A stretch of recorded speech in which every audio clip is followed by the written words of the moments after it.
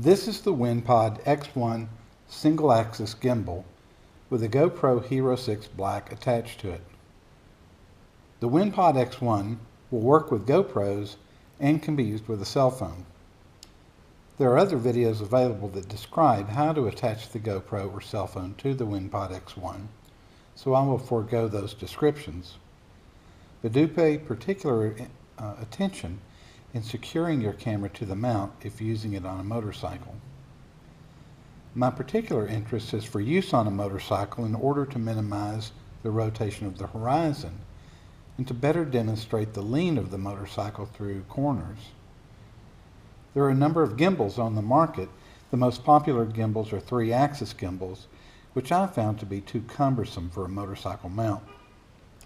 The single-axis gimbal meets most of the needs for motorcycling, which is to compensate for the right and left lean of the bike. Also, size is a factor. The smaller and less cumbersome, the better. The following videos demonstrate my first attempt to show a side-by-side comparison of how a gimbal mount works on a motorcycle compared to hard mounting.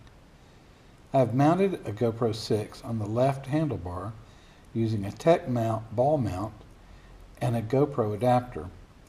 The two videos were shot at different times of the year but are along the same route. It was impossible to sync them exactly, but they are close enough for comparison.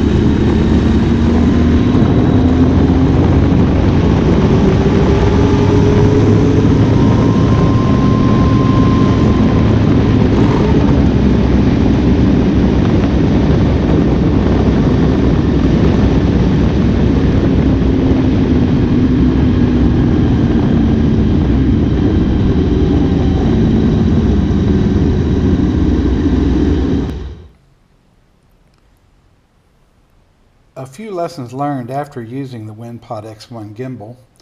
First, the GoPro does add weight forward of the mount, which requires the mounting hardware has to be very tight.